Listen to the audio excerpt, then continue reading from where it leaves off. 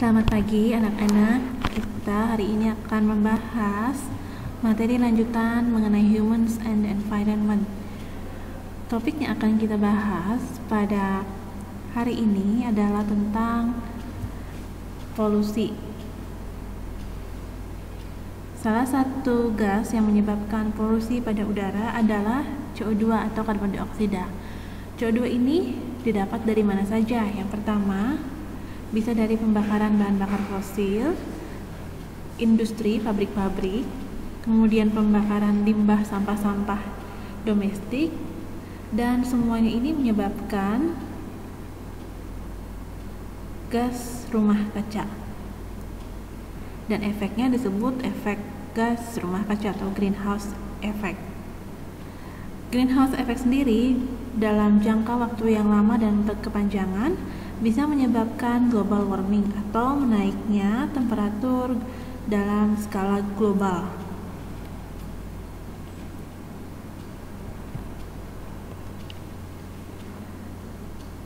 Ini adalah gambar tentang greenhouse effect.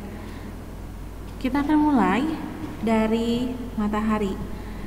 Sebenarnya di bab sebelumnya, matahari merupakan sumber energi yang dibutuhkan dalam ekosistem. Jadi matahari memang meradiasikan sinar sebagai sumber energi yang kemudian akan dipantulkan kembali ke atmosfer. Harusnya seperti itu, diradiasikan kemudian dipantulkan kembali. Tetapi karena ada gas rumah kaca, gas CO2 tadi, radiasi sinar matahari yang seharusnya bisa dipantulkan ke atmosfer karena terhalang oleh gas rumah kaca atau CO2, maka radiasi tersebut tidak bisa diradiasikan kembali ke atmosfer, melainkan dipantulkan kembali ke bumi. Ini gambarnya. Nah, ini yang menyebabkan bumi menjadi semakin panas, temperatur buminya menjadi semakin meningkat. Kalau misalnya ada pertanyaan, Bu, waktu masuk kan ada gas rumah kacanya juga di atas ini. Kenapa waktu masuk bisa, waktu keluar nggak bisa?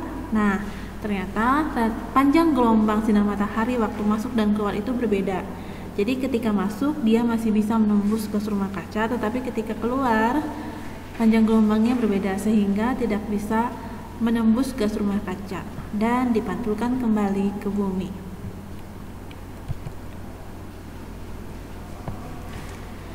Grafik di sebelah kanan merupakan grafik kenaikan CO2 dalam beberapa ratus tahun terakhir. Sebenarnya greenhouse effect itu baik untuk membuat temperatur bumi tetap hangat dan supaya makhluk hidup yang ada di dalamnya tetap bisa melangsungkan kehidupannya. Tetapi semenjak ada revolusi industri, maka kadar CO2 juga semakin meningkat, yang menyebabkan greenhouse effect tadi. Sebenarnya bukan hanya gas CO2 saja yang menyebabkan greenhouse effect, melainkan ada gas-gas lain juga yang berkontribusi di dalam greenhouse effect tersebut, yaitu ada gas metana, CFC, dan nitrogen oksida. Dari mana saja gas-gas tersebut? CO2 kita lihat kontribusinya adalah paling besar, 55% yang menyebabkan greenhouse effect berasal dari pembakaran bahan bakar fosil. Kemudian ada metana 15%, berasal dari pembusukan materi organik. Misalnya di dalam ekosistem, kalau misalnya ada yang mati maka dibusukkan oleh bakteri dan jamur, hasilnya sebagiannya adalah metana gitu ya. Bisa juga dari kebocoran gas bumi.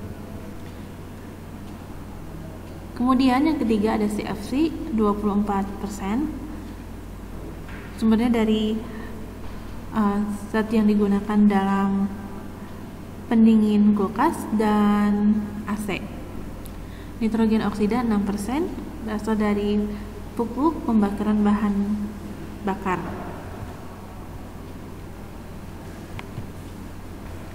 Apa saja efek dari global warming? Yang pertama adalah es di kutub mulai mencair. Kemudian mulai adanya cuaca-cuaca yang ekstrim seperti kekeringan yang berkepanjangan, badai yang ekstrim, kemudian juga banjir-banjir yang ekstrim juga. Kemudian yang ketiga adalah kenaikan level air laut. Kenaikan level air laut ini menyebabkan beberapa garis pantai menjadi terhapus dan ada beberapa pulau kecil yang akhirnya kemudian menjadi hilang karena tertutup oleh air laut. Yang keempat adalah gangguan pada habitat. Ini jelas ya, karena setiap makhluk hidup mempunyai suhu optimum untuk tumbuh dan berkembang. Kalau suhunya berubah, maka ada beberapa makhluk hidup yang tidak bisa bertahan hidup lagi. Contohnya misalnya di sini adalah pada alga-alga yang tumbuh di terumbu karang. Alga-alga yang tumbuh di terumbu karang ini sangat sensitif terhadap kenaikan suhu air laut. Ketika suhu air laut meningkat beberapa derajat, maka alga tersebut tidak dapat bertahan hidup dan terumbu karang menjadi punah. Yang terakhir adalah munculnya penyakit-penyakit infeksi seperti sekarang ini ya, corona, COVID. Sekarang kita akan beralih dari greenhouse effect dan global warming menuju ke hujan asam. Nah, gambar ini menceritakan bagaimana hujan asam bisa terjadi. Gas yang berkontribusi dalam hujan asam adalah SO2 dan NO2, sulfur dioksida dan nitrogen dioksida.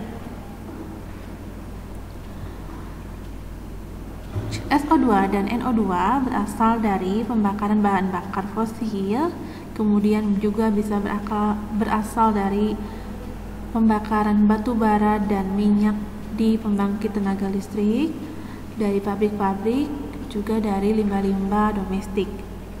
Semua gas SO2 dan NO2 ini akan ke atmosfer, kemudian bergabung dengan uap air yang ada di atmosfer dan turun ke bumi sebagai hujan asam. Hujan asam yang turun ke bumi nanti akan mengakibatkan gangguan terutama pada ekosistem akuatik seperti sungai, danau, lautan.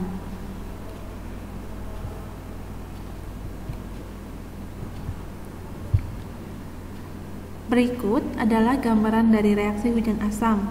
SO2 atau NO2 nanti akan bertemu dengan oksigen dan bertemu dengan uap air yang menyebabkan terbentuknya asam sulfat H2SO4 yang bersifat asam, atau asam nitrat HNO3 juga bersifat asam.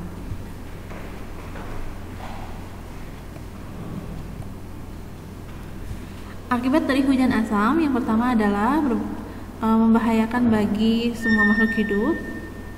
Yang kedua, menyebabkan korosi pada logam. Yang ketiga, menyebabkan rusaknya bangunan, bisa terlihat pada gambar yang di bawah ini, terutama pada bangunan-bangunan bersejarah. Yang keempat, mengkontaminasi air dan tanah.